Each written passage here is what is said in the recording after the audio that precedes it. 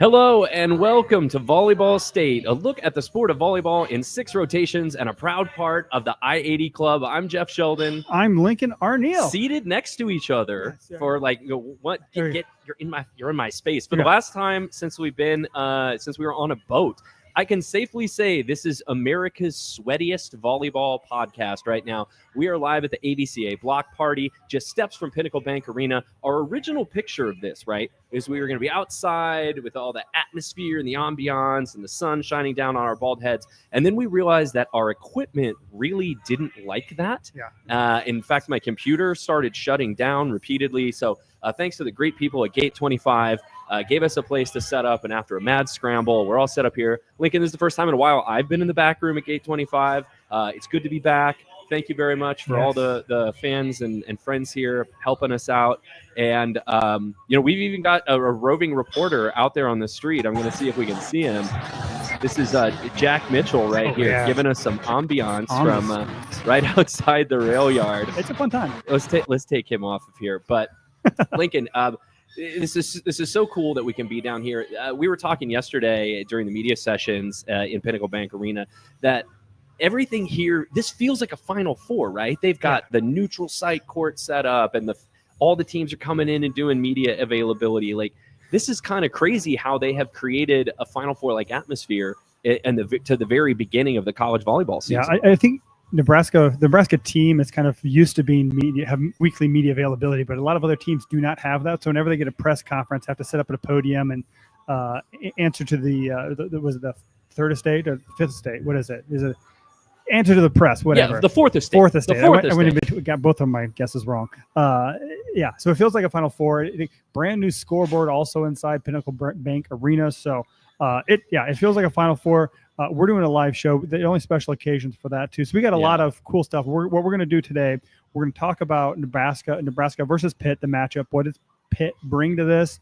What does Nebraska need to do well? What are questions we have? We're going to have a special guest, Amy Just from the Lincoln Journal-Star, is scheduled to join us here. And you know what? We're also going to give away some tickets. We got a pair of tickets for Sunday. So if you're watching live, go to our YouTube page. We'll give you the opportunity to put in we had a trivia question. That's right. That's if you want to come to Sunday's matches. I've got this in my brain. I didn't even actually know the answer to this when I came up with it, and the answer surprised me, quite honestly. So we're doing this as part of We're So Back Week on the I-80 Club, and so this live show that we're doing right now, and the one we're going to do tonight, Volleyball Late, after the Nebraska Pitt match, our live post-match show, which we're going to do after select matches. That's all absolutely free, as is the Sunday night live show we're going to be doing at 7 o'clock. Normally, only our Patreon subscribers get live access to that show and get to interact with us in the I-80 Club Discord and the YouTube comments. We're taking those questions and comments. So, Jim, yes, you read my mind. Jim Davis, we're all very sweaty here in the Railyard. But you can subscribe and get this all season long for just $5 a month at patreon.com/I80 Club. You do get our shows for free, but you do get bonus content, including access to live shows if you're a Patreon subscriber, and that's only $5 a month. And in fact, the I-80 Club just continues to grow. Today, Lincoln, they debuted Big Ten Breakdown with Ben Stevens, the newest show on the I-80 Club. They do the I-80 football show on Thursday mornings. I-80 Live is on Wednesday, which is like just hanging out with your buddies, except on the internet, having drinks and talking about stuff. Tomorrow morning, Jack and Josh are going to be doing the Saturday morning coffee show at, I believe, 9:30. And they're probably going to be recapping this match last night, looking ahead to Nebraska football against Cincinnati and Kansas City coming up next week. And they're also going to be doing some live post-game shows for Nebraska football. It's called After Nebraska Football. Yes. And the first one of those won't be on Thursday night after Nebraska plays Cincinnati, but I believe they're going to do one on Saturday as well. So you just go to patreon.com/I80 Club. You can see all of the great stuff that we're doing. Including, Volleyball Late coming up tonight. I think that's going to start around 9 o'clock once you get done with all the post games. Yeah, we'll hustle back over here too. Also, we're going to give a shout out to our good friends at Alumni Hall. All of our shows are sponsored by Alumni Hall, the ultimate Husker shopping destination. They got 2 locations in Lincoln, 11th and P downtown, also at South Point Pavilions. They got so much volleyball merchandise. They got Comfort Color black shorts, T-shirt, Charlie Hustle volleyball. Peter Millar for all you fancy pants folks. Yeah, you go plus dress up. all the great stuff from Adidas that Nebraska puts out So as much well. stuff. T-shirts, sweatshirts from Champion, and also Lincoln. You've got friends and family who've been able to take advantage of this already. Yeah. We're going to save all of our listeners 15% at Alumni Hall. You just mentioned that you're a listener of the show when you go into a store, or if you're shopping online at alumnihall.com, you can save 15% when you use the promo code Volleyball State. And as we've learned, people get confused by that. It's all one word, no spaces. Just like, I don't know, if we were hashtag Volleyball State, that's how you save 15%. And I don't know, where else can people find us? Have we told them everywhere? Go to volleyballstate.com. We got a huge link tree there. You can find where Jeff and I are writing articles. You can find us on social media, find TikToks, whatever. Everything you ever could want to follow is on volleyballstate.com. Rather than list it all off, it's much easier to go there, follow us, interact with us, read our stuff, support our work. We appreciate you. Well, and Lincoln's got some, he will have all the great coverage this weekend from the AVCA First Serve at Husker Max. You can find all of Lincoln's coverage of Nebraska volleyball all season long at Husker Max. I might pop in from time to time to contribute some observations or some opinion pieces. Lincoln's going to be doing the heavy lifting there. And so, you're going to have a recap of tonight's matches tonight late. We're staying up late after this. This is a full weekend. This is a full weekend of volleyball, and what better place? Not to sound like we're the Chamber of Commerce, right? But we both live in Lincoln, and we've seen how this city embraces volleyball. They've literally rolled out the red carpet over at Pinnacle Bank Arena. I don't know if you've been over there yet. It's a red carpet that goes right into Pinnacle Bank Arena, and we're expecting a full house tonight, right? 14,000, 15,000. That's a very the red carpet is a very Final Four type of. I don't know if they're going to bring the buses up and have the teams go through that entrance like they do at the Final Four, but yeah, it's going to be a full house. I know they released some tickets today, but it's going to be 15,500, I think, capacity at PBA. They're going to fill it up. So we're going to be breaking down the Nebraska Pitt match here in a little bit. Virgil, I saw you had a question related to Pitt, and we're going to make sure that we get to that, plus all of the questions that you want to put either in the I-80 Club Discord or right here on YouTube if you are checking it out. Word to the wise, a super chat is more likely to get read, but also we do want to honor everyone that takes time to write in with some questions. So this this is the AVCA First Serve. It's been going on for a while. I mean, I think it started. They called it something else though. Yeah, right? This is only like the second year it's been called the First Serve Show. Okay, but AVCA has put on an early season event. I think dating back to 1995. This is Nebraska's 12th time participating. Like you said, lots of format changes. It used to be just like a conference challenge, like Big 12 versus SEC or Pac-12 and things like, or Pac-10, whatever it was back in the day too. But this is the first time they've really kind of blown it out, made it a multi-day. Usually it's kind of a 4-day, two teams play each other, then they switch matchups for the second day. But this is a 4-day event. Week 0, so before everyone else gets going. This is the 4th time it's been in Lincoln. It was in Omaha 5 times, so a very familiar event to Nebraska fans to kick off the season with this. So it's a big time event, and I think the AVCA knows that Nebraska crowd will show up for an event like this. Right. Well, and then I walked through the arena the other day, Pinnacle Bank Arena. If you're going to the matches tonight or anytime this weekend, you will notice a massive new scoreboard that they have in there, which is kind of like some of those NFL scoreboards you see now in like SoFi Stadium in Los Angeles, where it's a ring. It's like hollow on the inside, and there's projection in there. So if you're sitting low to the court, you can actually look up inside the scoreboard to see stats and replays and everything. It's really cool. So yeah, the dress rehearsals are done, Lincoln. I feel like we have watched a lot of exhibition Nebraska volleyball. We watched 2 spring matches. We watched the red-white scrimmage a couple weeks ago. We watched the alumni match this time. And I feel like, we have been exposed to more Nebraska than we have been ever before in the preseason. But now, like, it all comes together on the floor. The lights are on for real tonight. And Nebraska brings back a fairly veteran starting lineup, I would say, with some newcomers. But on the other side, it's Pitt that has to kind of reconfigure what they've been the last couple of years. Yeah. Fun fact, I did some research for Emily Eamon. Asked a great question. I dove into the rabbit hole of research. Nebraska is the only team that has 4 returning All-Americans. Wisconsin has 3. Pitt has 2 on their roster, but Nebraska has the most experience as well too. So I mean, there was a quote that Danny said yesterday that just said, "We've had a lot of dress rehearsals, so finally it's a real thing. Our team feels like we're ready.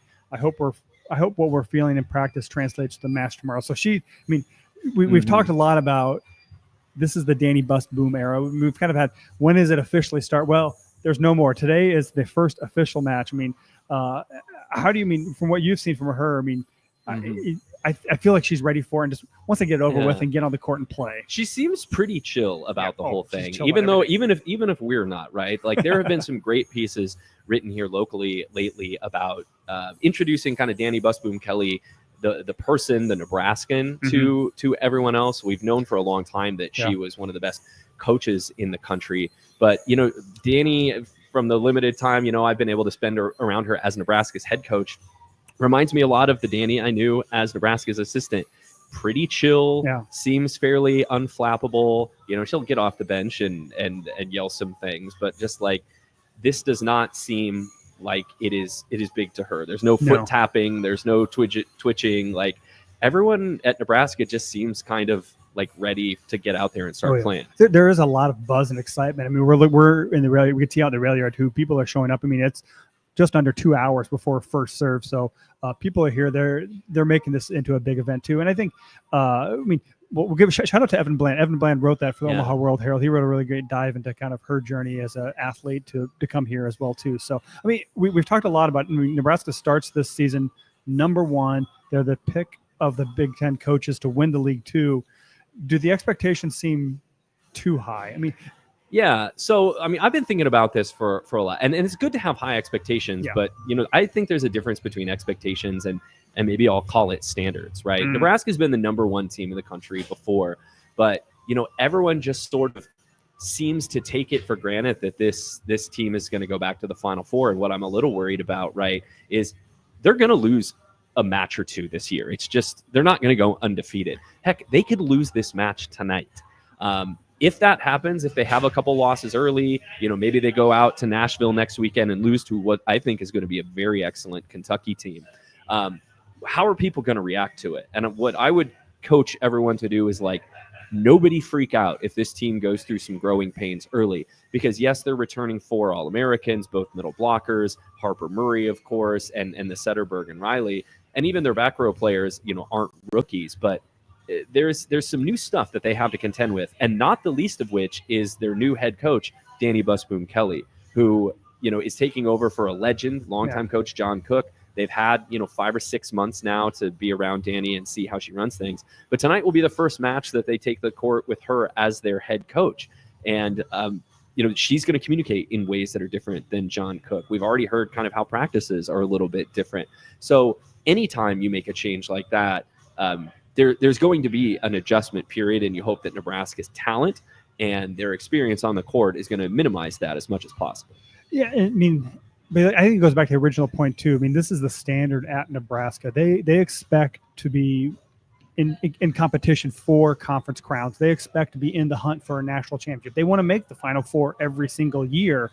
So, I mean, I don't think they're used to this too. And starting the year off against the #3 team, I think they're used to that too. And you look at who Nebraska has, and their 3 captains that were announced this week too, and Bergen Riley, Rebecca Alec, and Andy Jackson. And there's a lot more leaders on the team than just those 3. So they're ready for this. And I think this is the only thing that they know. I mean, they've been to the Final Four the last 2 years. They've been to a national title match. This is what they know. And I don't think it's anything out of the norm of, yes, there's a new coach. Yes, there's new players. There's a highly touted freshman class. So I think it's par for the course, and they're really excited for this. So. Well, and this is not your typical opening match, though, Lincoln. We talked about this. This has been made deliberately to feel like a big deal. Oh, yeah. You know, the AVCA chose this venue. When you go inside the arena, it's going to look like a Final Four between the branded court and all the signage that's up, and they're going to do some fancy stuff with the TV intros. This is on Fox tonight, by the way, Big Fox. At 6 p.m. And so, like, you almost can't help but maybe put a little bit too much stock into the first impression you get out of any of these teams this year. And I want to especially talk to Amy about this when she joins us here in about 15 minutes. But, you know, I think this is a danger that Nebraska is going to have to deal with after this weekend, whether it goes really well or maybe if it doesn't go as well as they want, is like, everyone here has to understand this is the first match of the year. The team that you are in late August is not going to be the team you are in early December. And so everyone's got to be able to come away from this weekend with that perspective. Yeah.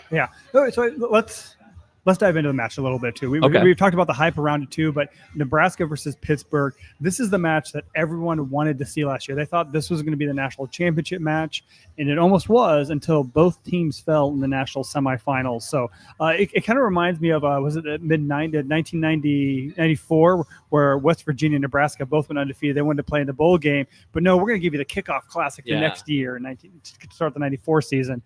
So there's a dated reference. Sorry to relate to football, but this is, Nebraska returns a lot. Pitt returns some too. There's a lot of star power in this game too. We mentioned Harper Murray, Andy Jackson. And then let's not forget the reigning National Player of the Year, Olivia Babcock for Pitt, who is a wonderkid and played for the senior national team this summer as well too. She may have the inside track already to be the U.S.'s starting opposite hitter at the Los Angeles Olympics in 2028. Like, we're not talking, out of our rears when we say that. And so Pittsburgh might actually have the best player on the court tonight, but they do have to replace 4 starters, I believe, including their setter, their libero, both outside hitters, and some other important pieces like a serving specialist.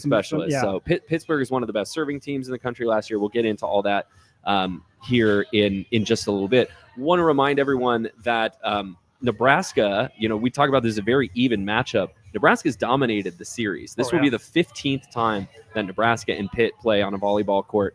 Nebraska has won each and every one of the previous 14, including the last 2 meetings in the Final Four. So if you don't think that's somewhere in Pittsburgh coach Dan Fisher's motivational speech, I would be surprised if it wasn't. Well, and Pitt's also coming off of 4 straight appearances in the national semifinal, and they are coming off of 4 straight losses in the national semifinal too. They got a little motivation to prove that they belong. They've proven that they belong amongst the elite, but their goal every year is to get over that hump. And then you do that for 4 straight years. That is, there's a lot of roster change that happens over that. They don't have any seniors that have been part of that for all 4 seasons. So this is the Volleyball State live pregame show. Thanks to everyone who is joining us right now live on YouTube. You can put your comments in the YouTube chat, and we will bring them up here on screen and try to answer any of your questions. Also, we're keeping an eye on the IAD Club Discord, folks. So we're in the Volleyball State channel, not the live show chat channel. We're going to be doing this until about 5 o'clock to give us plenty of time to tear down and get inside and watch Nebraska Pitt at 6 o'clock. But then we're going to be right back here probably about 45 minutes after Nebraska and Pitt concludes, give Lincoln some time to go down to the post-game show and talk to players and coaches. So I'm going to ballpark that between 8:45 and 9 o'clock. Keep an eye on our social channels. We'll tell you when Volleyball Late starts, and we'll bring you a recap of the match and take your questions and comments about that. Let's talk about what Pitt does have coming back. You mentioned the National Player of the Year in Olivia Babcock. Let's tell folks about Babcock right now if they are not familiar with her. She's 6'4" or 6'5", an incredible athlete, can jump out of the gym, averaged almost 5 kills a set last season, hit over 300, was part of a Pitt offense that hit 332 on the season and led the nation in attack percentage. She's also an incredible server. She will let loose with a top spin jump serve that is very hard to pass. And so Pitt wants her on that service line.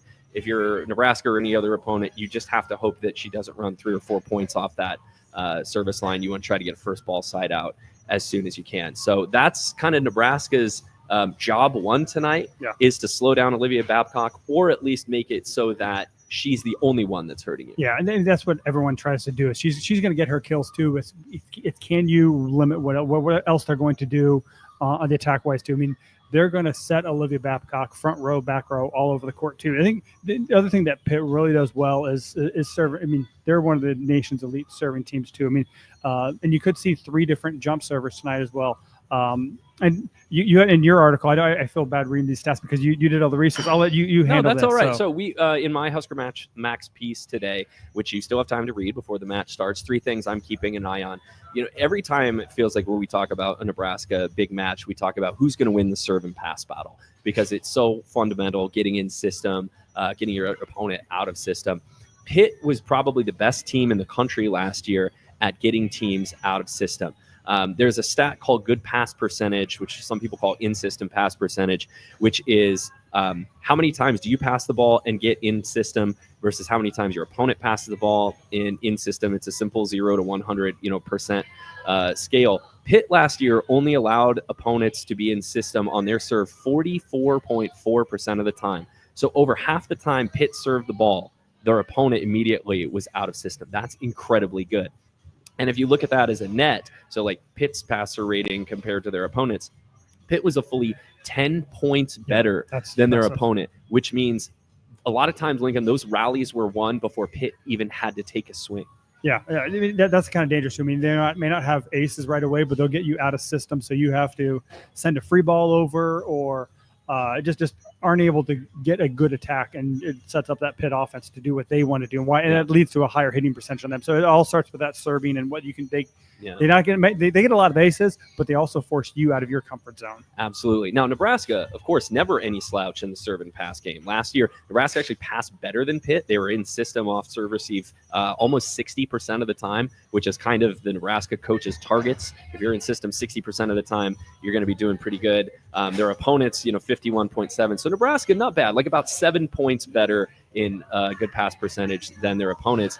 And, Nebraska might be rolling out some people with some impressive serves too. We've seen Harper Murray toy with the top spin jump serve this spring. I don't think we really saw it much in the fall practices. No. But then you do have Virginia Adriano, who's going to be making her U.S. college debut tonight, who's got, we've seen her be hot and cold from the service line, but when it's working, it's really working. And then, I don't know, is Andy Jackson going to be serving tonight? I think it is. I mean, she is too. I mean, and I also give a shout out. Lainey Choboy was the other one that DBK kind of singled out as someone who's been one of the best servers in the gym. But yeah, Andy Jackson, and you get her to serve too. You want her to be aggressive.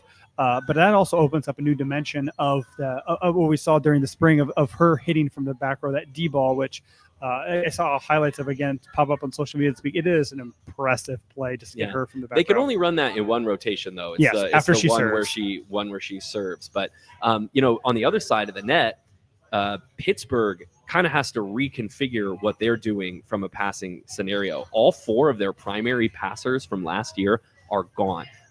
Probably the most notable one is Tori Stafford, the outside hitter, who is an incredibly talented offensive player as well. She transferred to Texas in the offseason. They also lost their libero, Emmy Klika, who is now playing professional volleyball. Another big part of their unit they're having to replace is Rachel Fairbanks, their setter, who we saw have some action in some of the Team USA competitions this summer, and she's now playing professional volleyball. So Pittsburgh has actually lost a lot. Yeah, they're going to return the best player in the country, though. Yeah, and they also brought in a lot of talent to kind of replace that too. Brooke Moshers, and she was at Illinois last year, so she's probably going to be running the show today too. And they also went and got a lot more recruits coming in as well too. I mean, they have a freshman, Mariana Pezzel.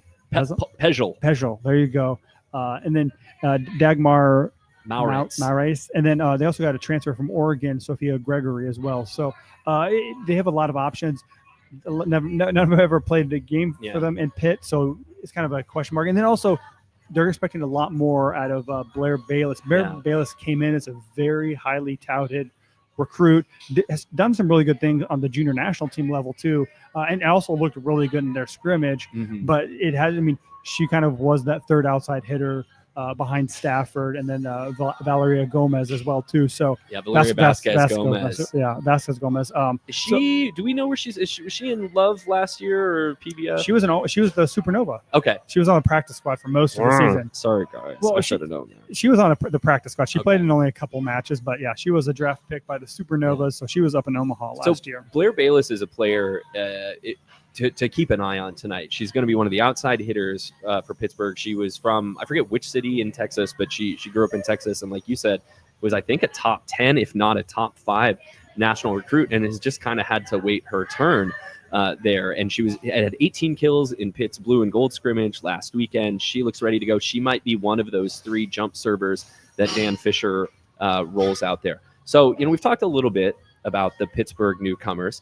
Why don't we talk a little bit about Nebraska's newcomers, Lincoln? Who are you maybe most excited to see tonight making their Nebraska debut? I think that I'm going with. We had a comment on social media, no name, but Virginia Adriano. I think she's been hyped up. We've seen flashes. She struggled a little bit maybe in her debut in the red-white scrimmage.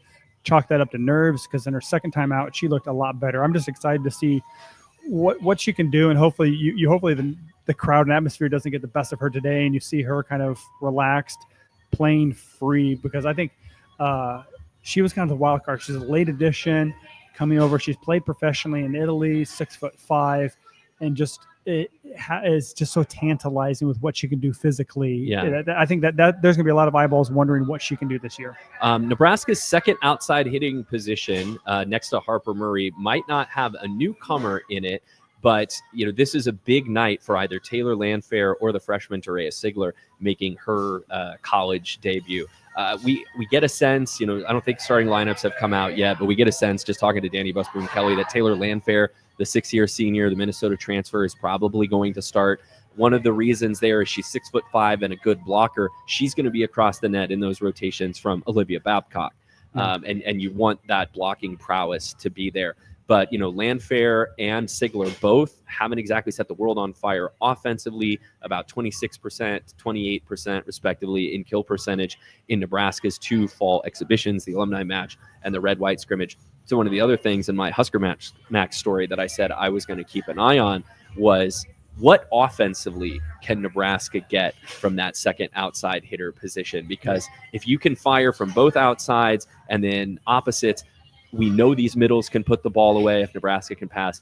That just makes you an incredibly dangerous team. Yeah, that you want to also see more from Harper Murray out of the back row. I mean, if you get the outside hitter going, it just opens up so much more on the offense as well, too.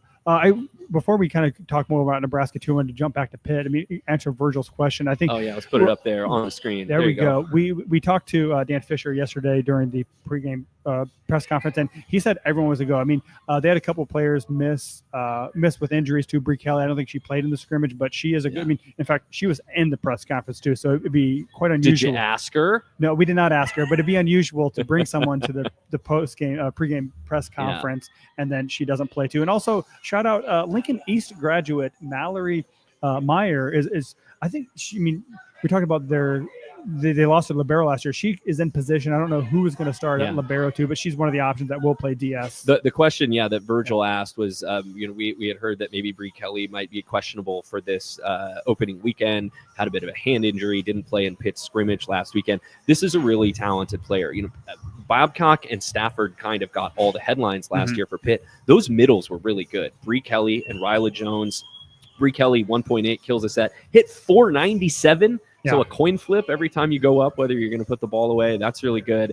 Jones, no slouch herself, just over a kill a set and hit 393. And Brie Kelly was an All-American last year too, so she's pretty good. She's pretty good. Exactly. So middle blockers, it looks like everyone's going to be available from the Pitt side. As you'd hope in every match really, but especially a season opener. Let's talk a bit about the setters, Lincoln, in this match. Nebraska seems pretty set on it's going to be Bergen Riley, the All-American junior, the 2-time Big Ten setter of the year, even though in the spring we did see plenty of the freshman Campbell Flynn, who's left-handed and I thought ran the offense really well. So I think both those setters will play early in the season. I don't know that they will both play tonight. Maybe situationally, if Danny Busboom Kelly decides to go with like a double sub late in the set to get some more blocking up front. But on the Pitt side, they have a brand new setter who's going to come in and make her Big Ten debut, or make her Pitt debut, in front of 15,000 fans. This is someone who has some experience in playing major college volleyball. Brooke Mosher was the starter at Illinois last year for old friend Chris Thomas, but now through the transfer portal takes the wheel of a very fast car. Yeah, I mean, Illinois had they were in the top half of the Big Ten too, so they were pretty good. But Illinois only hit 230 last year with Mosher. I mean, it was kind of the Raina Terry show a little bit. So, Illinois hit 220 and 217 against Nebraska. So she also likes to attack a little bit, and she's a decent server too. But you also trust Dan Fisher. I mean, Dan Fisher knew he had a setter gap and wanted to get her, so he brought her in and wanted to see what they believed in her enough to bring her in to run their offense this year. because they have a very talented 2026 recruit coming in next year, so they just need to bridge the gap to her. All right. Illinois hit 230 last year with Brooke Mosher setting. Nebraska held a lot of teams below their season-long hitting percentages. Illinois hit 220 and 217 in those two matches against Nebraska. Nebraska won most of those matches. You can see she's going to be pretty aggressive, yes. On the attack as well. So, that's the Pitt lineup that we're expecting them to roll out there last night. I want to make sure Amy's camera. Yes, we are now going to welcome in our special guest, Amy Just of the Lincoln Journal-Star. Amy, thanks for doing this. Yeah, kind of a crazy day, but we're making it work. Well, I mean, that's the kind of name of the game for us too. We're happy that we didn't have to make you be outside where the sun is unrelenting. Yes, as a ginger, I appreciate that. We, both of us, were trying to schlep equipment around and figure out where's the best way to do this. And we were sweating our noses off. It was ridiculous. But, Amy, you wrote a story in the Journal-Star, the Husker Extra, everyone can find today, with kind of some things that you're keeping an eye on about this. One of them that I wanted to get to that we talked about a little bit at the start of this was, let me bring her in right there. There's Amy. There we go. I'm sorry. Was that this very intentionally is set up to feel like a Final Four. Yeah. The red carpet is literally rolled out.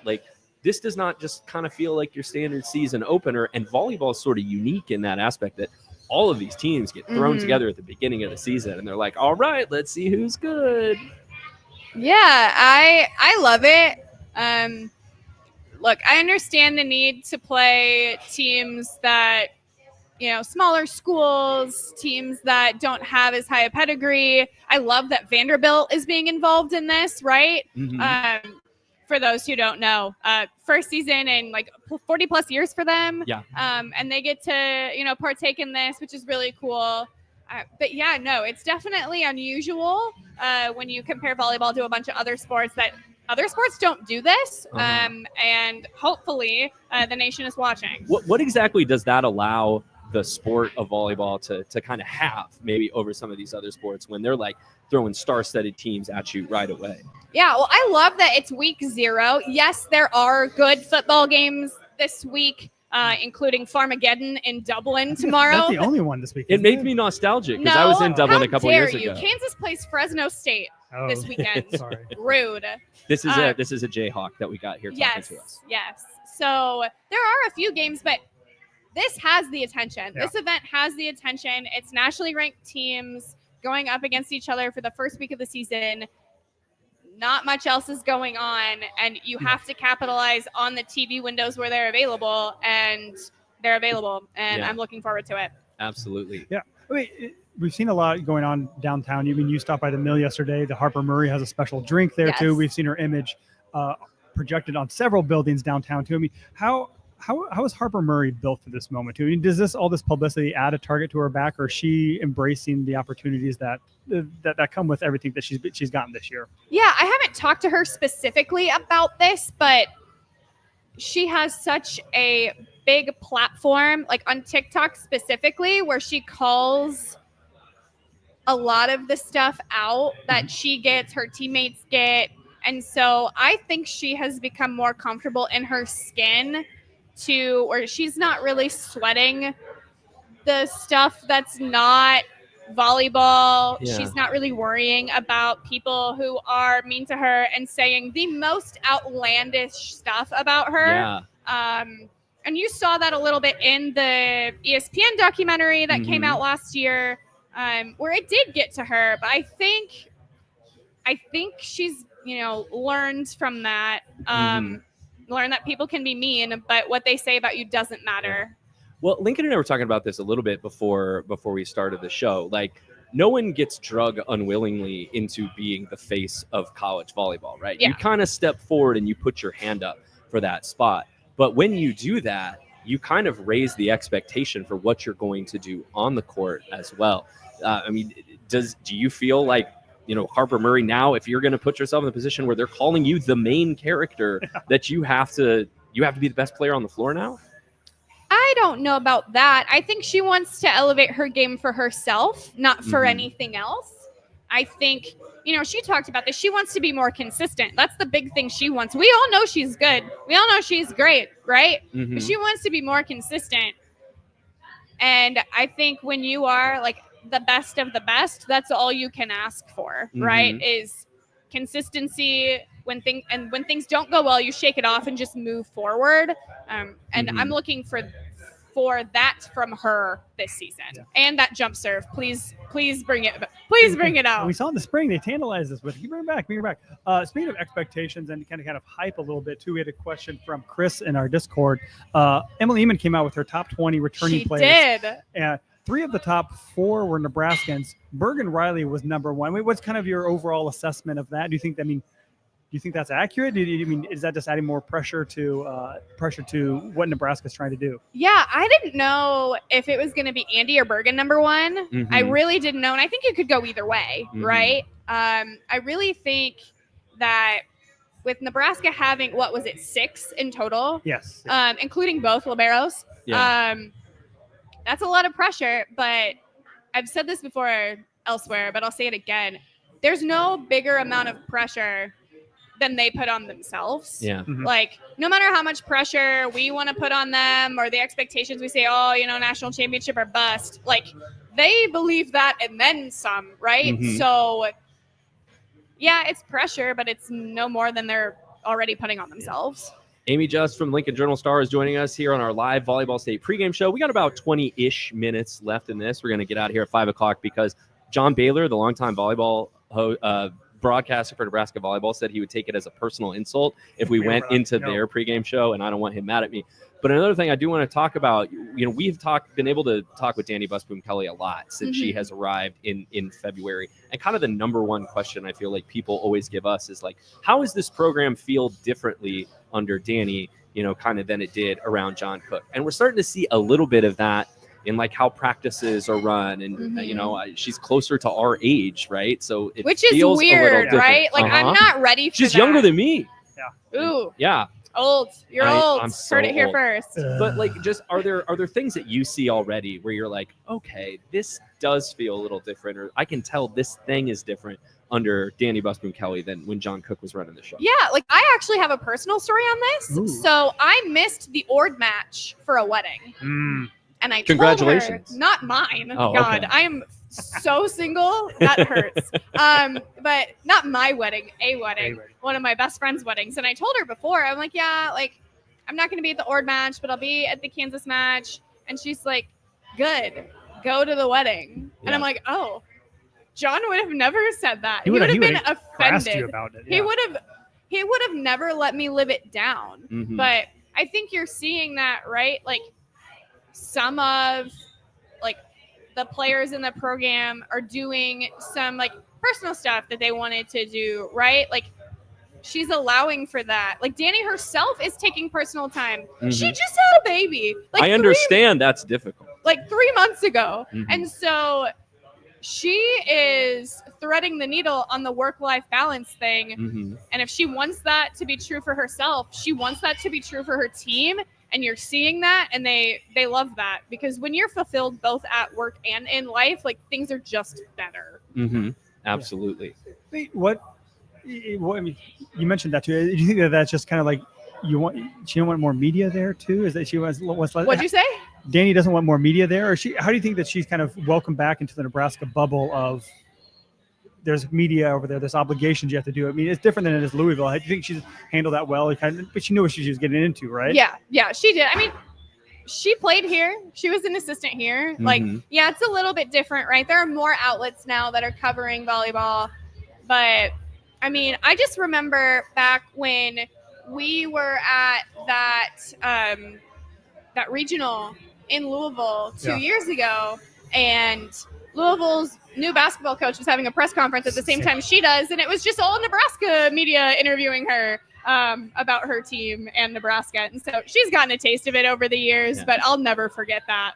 Yeah, that was poor timing by the Louisville administration part too, but it was, hey, Nebraska people got to ask. Well, you do have to cram it in between various FBI investigations. Like the schedule is not 100% their own. Yeah. Amy, what is one or two things that you're keeping an eye on the court tonight that you feel like is going to influence this match? Yeah, how you aren't going to stop Olivia Babcock. Mhm. How do you affect her? How do you limit her? How do you force her to make mistakes? You're not going to stop her. It's not going to happen. No one can stop her, right? You can't just put a wall up there and have it stay there. You can try to have that be a Manai Obeje, though, because it feels like they're trying to do that.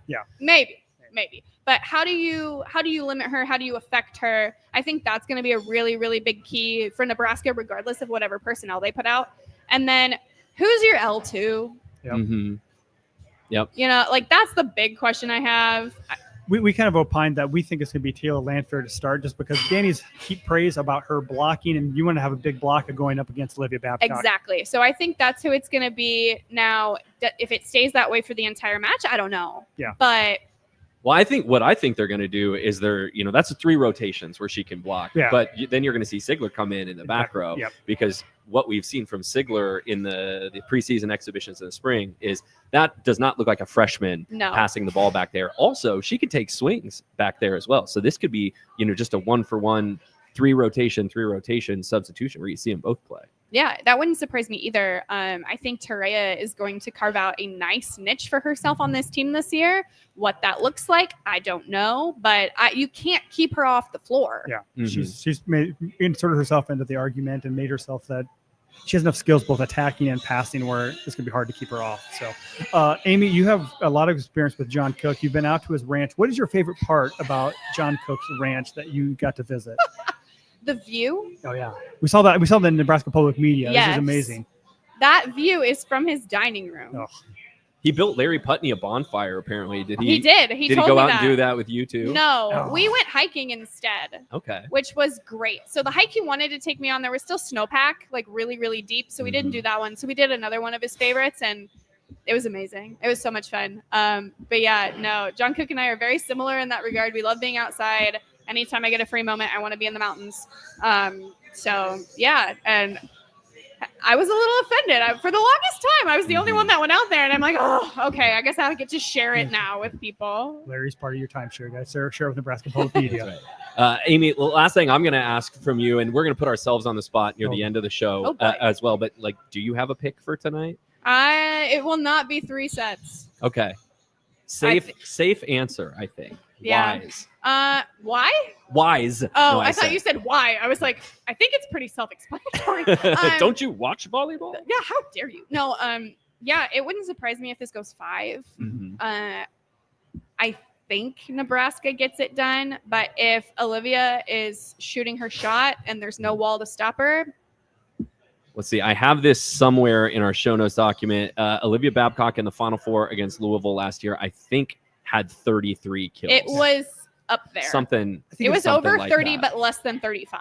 If Nebraska could keep her under under 6 kills per set, I think that's Yeah. they'll take that. Well, and she's going to swing from everywhere too. Yeah. They'll set Yeah. her D balls. They'll set her pipes in the back row. Like they know where their bread is buttered. Yeah, absolutely. But Awesome. yeah, but if Nebraska can set the middle and make it effective, and then if Andy's playing some right back, and Mm-hmm. we're getting real technical, but that's that's fine. okay. Yeah, we talked I'm about the on this D-ball. podcast. I can get technical. Absolutely. We talked about the D-ball. We dropped that reference here already. Great. I earlier. love it. So, but yeah, I think Nebraska can do a lot of really crafty stuff Mm-hmm. that hasn't been shown on tape yet. And I think that will take some people by Yeah. surprise. I'm wondering if we're going to see some of that stuff. And they did this once with Ryan Hunter. I remember Skylar Pierce doing it in the Ord match where you were at the wedding. Is like they bring them from the outside Yes. around through the middle, and so they have a pin hitter just kind of run a route up the middle. As long as you don't hit it directly into a middle blocker, like I think Ryan Hunter did Yeah. in the alumni match, then it gives you a whole different angle to And attack. they from. kind of they ran the outside, the middle blocker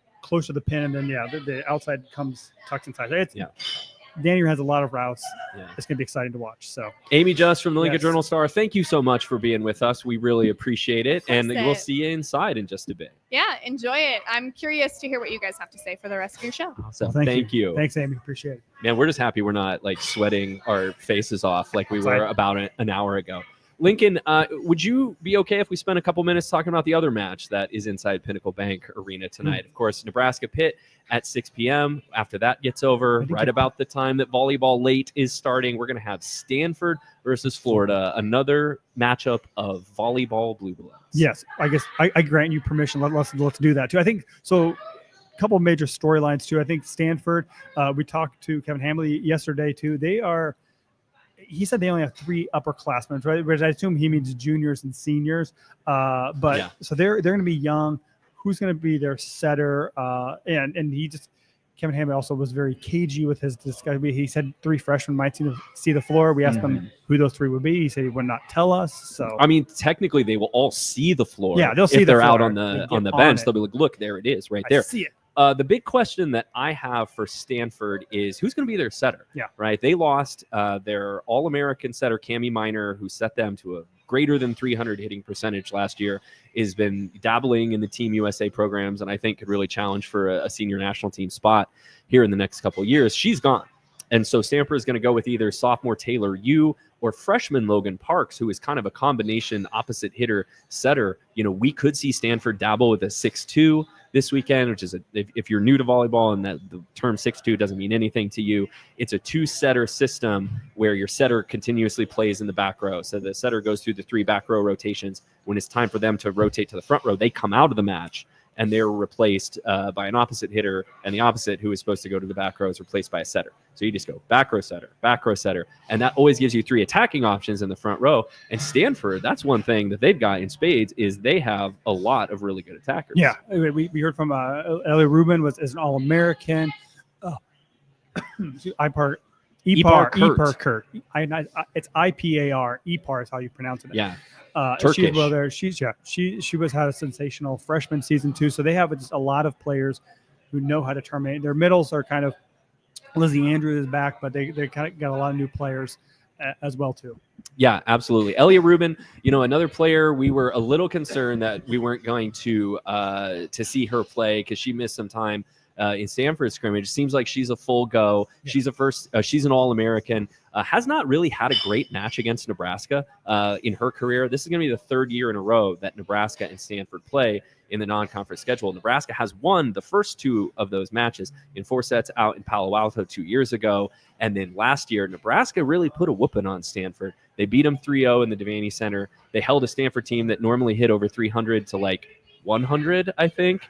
Just a complete domination by Nebraska last year, including bottling up Elliot Rubin. So, Stanford, they will see Nebraska on Sunday afternoon at 2:30. But right now, they've got a Florida team that is sort of searching for their own identity. Yeah, speaking of legendary coaches retiring, Mary Wise stepped down, longtime Florida coach. She was replaced by Ryan Teese. Who was at Marquette. I mean, you previously came down there. So, and also the big kind of player movement, they lost Kennedy Martin, who is now at Penn State. She was their All-American. They still have Alexis Stuckey as a setter. She's from neighboring state, Wyoming. So she's excited to play in her Great Plains home territory. So, but they also added a bunch of transfers from Texas, from Arkansas. They kind of reloaded as well too to build up their attacking firepower. And they come in rated 12th or 16th. They're a top 20 team. So the voters thought enough of them to rank them. That's right. And then tomorrow we've got teams that are playing in Pinnacle Bank Arena as well. We don't have to dive deep into these matches. Kansas is going to play Vanderbilt, which I think is going to be really cool. We talked to Vanderbilt coach Anders Nelson as he restarted that program, was hired 3 years ago, and now they finally get to play a match. And then a big one of local interest, right? Creighton making their debut with new head coach Brian Rosen, replacing longtime coach Kirsten Bernthal Booth. They have to replace almost everyone except for their stud outside hitter Ava Martin. They have a rematch of last year's regional final against Penn State, the defending national champions, with Katie Schumacher-Colley. That went 5 sets up in Happy Valley, and now they get a rematch to open the season just next door here at PBA. You don't often see that where you end the match. Your season ends with a match, and you see them first. And their teams look very Nebraska different did it well. with Texas to start the 2016 season. Yeah. They played the Longhorns in the Vert Challenge. I think that was actually was either in Florida or it was in Oregon. I know it wasn't here, but they had just beaten the Longhorns for the national title in Omaha in 2015, and then they swept them in 2016. That season ended very differently because Nebraska got whooped by Texas in the national semifinals in Columbus, Ohio. Yeah. Lincoln, I just realized we need to give away those tickets. Yes, don't we? We do. Oh we my do. gosh. So this is tell us when this is for. Yes, we got tickets for Sunday afternoon session. So you'll get to see Nebraska, Stanford. You will also get to see Florida and Pitt play Sunday afternoon. They're also pretty good tickets as too. We had our generous donor John P. reached out and donated them tickets. Said he had extra tickets to get rid of. Can we give You're them out? immense, John. Thank you. We appreciate that. So we're going to give them out to our listeners because we figured if you all care about volleyball, you're listening to us right now, you care about volleyball too. So here's a chance. They're completely free. So. Yeah, these are floor seats. Here is how we would like to do it. I'm going to ask a trivia question. You post the answer or what you think it is in our Facebook comments, and we'll keep an eye here. First correct answer gets these tickets. They're digital tickets. So what we want the winner to do, maybe email us at volleyballstate@gmail.com with your contact info, and then we can transfer the tickets. Does that sound like a plan? Yes, it's Ticketmaster. So whatever, either your email or your phone number that's associated with your Ticketmaster, that's what we need. Just get a hold of us at volleyballstate@gmail.com after you answer this question correctly, and Lincoln will take care of it. So here is the question. Nebraska carries a 45-match home winning streak into this season. They've won every home match they have played, and for purposes of this, a PBA is going to be considered a home match. Nebraska last lost at home in late November of 2022. Who was the last visiting team to come in and beat Nebraska at home? That is our question. If you can answer that, we'll give you 2 free tickets to Sunday's matches here at Pinnacle Bank Arena. I know we're on a little bit of a delay, so we're just waiting here until we have our winner come on up. But I'll tell you, Lincoln, when I looked this up, this answer surprised me. I was not expecting this team to be the win. We have a winner. Oh, Abby Harris. Abby Harris has the answer at 4:51 p.m. Abby answers that the Minnesota Golden Gophers were the last team to beat Nebraska at home. It was a 3-0 sweep, actually. The Gophers came in and swept you. Abby, please email us at volleyballstate@gmail.com. We will get your contact information.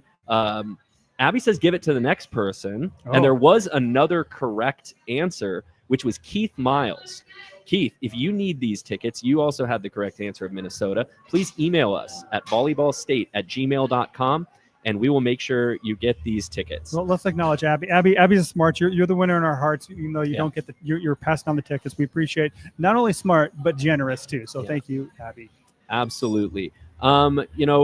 We are wrapping things up here in just a little bit. I guess it's time now. You know what they do at the end of all these pregame shows? Is they go to picks. Oh, they go to wild. They go to speculation wild time. speculation It's our favorite and guesses. thing. Jack, do you want to jump in here on this, or are you just sitting You want down? me on? Yes. Yeah, here. Let's get the major domo of the I-80 Club, Jack Mitchell. I've been outside interviewing volleyball coaches, and you guys should have been the ones who were doing it. So I hope. I have my notes here for the How'd the interview go? We had the. I just talked to Coach Toron from Penn State. Did he have to explain to you what a volleyball was? Did he have to explain to you what rotations were? He did not have to explain to me what a volleyball was. I told him I host what I believe is the only radio show in the nation that has a weekly volleyball guest year round. You find me another radio show that has that. Yeah, I don't know. John Baylor, which by the way, we don't in the summer John, we talk about. Hey, is he 10 minutes late to your radio segment? No, I call him. Okay. I call him, and so he said, Jack Attack, what are we talking about today? It's June. Oh, we got. I can't believe we have to do this. I got some AC tips, T tips for you, Jack. Next time we have a ticket giveaway, we should just do a John Baylor impersonation contest. He's the one guy everybody can do an impersonation of. It's so easy. Yeah. It's nice. Amazing. Virgil, by the way, says, don't worry about getting off the air right at 5. JB can wait for us. Oh, JB can wait for us? Well, no. We might run over. This is a podcast. We can go as long as we want. Volleyball State podcast. It's one of the best. Absolutely. I mean, you've been walking around here and trying to give everyone the flavor of the thing. What does this feel like to you? Because to me, it does not feel like a season opening volleyball match. And I've been asking all the coaches. I just asked Coach Taron if it kind of felt like a Final Four, but it does. But it's mainly obviously one fan base. But we were up there watching the buses empty, and you got one after the other, the other, and you've got Kansas, and you've got Vanderbilt, and I think that's the cool thing is just you've got such a wide variety of teams, and you've got a fan, and I think there's something about this. Of course, when the match starts, right, and it'll be loud in there, it'll be tough, but I think everyone in the fan base and kind of the crowd out here, it's a little bit different because everyone's just kind of excited about the sport, and they think it's cool that this is happening. And so when I'm interviewing Creighton, Penn State coaches, everybody, people are supportive. And you're going to be here like all 3 days, right? So not just tonight, but come down to the AVCA Block Party at the Railyard here just outside Pinnacle Bank Arena, not only tonight, but tomorrow and Sunday as well. We've got tickets to give away too here. I know you guys did that, but we're giving away tickets as well every day. We got a DJ up there, not me. We got a DJ up there. Like a real DJ. Way too expensive. And we got band after. We got a band afterwards. If you don't have tickets, you can watch the game out here. I didn't get my press pass, so I think I might be doing that. I don't know. I think I can just walk into PBA. Don't you know? I don't know, man. Security is a whole thing at PBA now. I know. They'll pat you down, everything. Lincoln, but we're wrapping things up here, and we're getting to the first match of the college volleyball season. Tell us a little bit about what you're looking for at Pitt, Nebraska, and if you feel brave enough to make a pick tonight, why don't you give folks that too? What I am looking for is an offensive firepower. I mean, both these teams have new offensive systems or new setters too. So how efficient are they with their attacking? And I think that'll go a long way to determine who ends up winning this match too. So I am going to go out and say Nebraska in 4.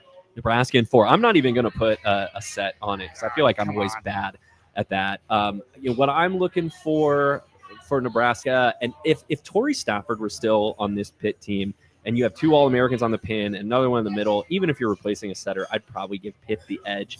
But I think Pittsburgh is just needing to replace too many parts, and eventually they're going to be a very good team. Dan Fisher is an amazing coach, and so he's going to have them ready to go in December. I think all of those newcomers are going to step foot in front of 15,000 Nebraska fans and be like, oh, this is not our intra-squad scrimmage. Yeah. I'm picking Nebraska tonight.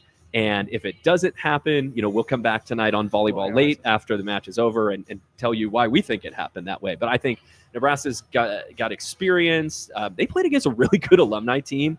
I don't know if we gave the alumni enough credit in that match, but you had Olympians and All-Americans and recent players who are professional now in there. And Nebraska held their own and won that match. So I think this team is prepared. I think they're fired up. And I'm excited to finally stop just talking about them and being able to watch them play. Let's go. By the way, I got Nebraska in 5. But Pitt has a former Lincoln East Spartan on the roster. We talked about the that. Heart of a Spartan. So there's a former Lincoln East Spartan on the roster and North Titan. And so, and all these Mallory teams Meyer. It's like all these teams have Nebraskans all these teams on in the that. Final Four had Nebraska connections. Most of the teams here have Nebraska connections. It's crazy. Obviously, Penn State went out to North Platte to find somebody. I know. Well, they got Ava Juravicious. We count her as a Lincoln girl on there Mendelssohn's too. over there too. Yeah. Absolutely. It's everywhere. Everywhere. What I heard is those players came back to Lincoln this week and they didn't recognize the place because everything's under construction and they couldn't see anything. Like you try to get to Lincoln East now. Yeah. It's impossible. Oh, no, I just did. Yeah. There and I know back. you live over there. I wasn't here to help you because of that reason. Yes. Here's another question I want to ask. Who from Nebraska needs to have a podium game for them to win? Who are we talking to post-game press conference if Nebraska does pull out the win like we all predicted? For me, I'm going to say Harper Murray, right? Harper Murray? Okay. The main character, if we're going to call her that. Your face is broadcast on and projected on buildings all around town. They got you up on Love Library on the UNL campus. Like, you can't average 2.2 kills a set and hit 245 if that happens. So I think she is ready to go. This is going to be a year we're going to see big things from Harper Murray. And if you're going to do that, it might as well start tonight in a showcase match. I watched that red-white match, and I was like, I don't know how you forget this player. And I didn't forget her, but I was like, oh, yeah, Rebecca Alec, right? Obviously Andy Jackson, rightfully so, has gotten tons of national attention, and so have the others. But, Rebecca Alec was Rebecca Alec even before Andy was Andy Jackson to some degree. And if they can have her playing like she did too, I think that takes them to another level. Yep.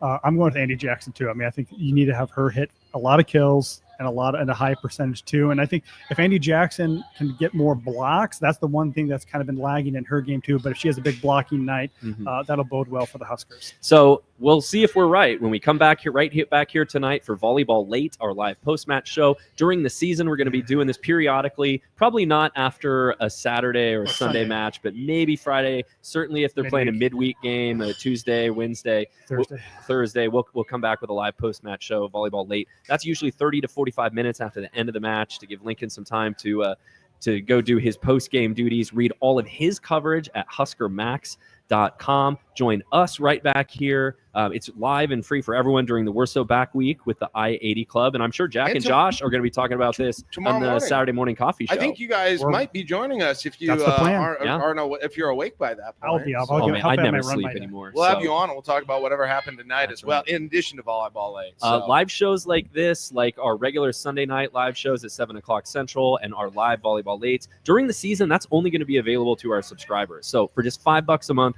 you go to patreon.com/I80 Club. You become a subscriber and join this incredible community that Jack and Josh have created. And we ran through all of the shows at the top of the show. Thanks also to our great season-long sponsors, Alumni Hall, the preeminent place to go get your Husker gear, your shirts, your hats, your jerseys, everything. We're going to save you 15% by being a Volleyball State listener. Mention Volleyball State in store or use code Volleyball State when you're shopping online at alumnihall.com. Yeah, and we're going to be back after the Nebraska match. We're not going to wait for the end of the Pittsburgh. I'm saying 8:45, 9 o'clock tonight. We'll check, follow our socials. We'll put it out there too. So thank you for joining us for this. We got some volleyball to watch. It's here. We're excited. So thank you for listening, and thanks for living in the Volleyball State.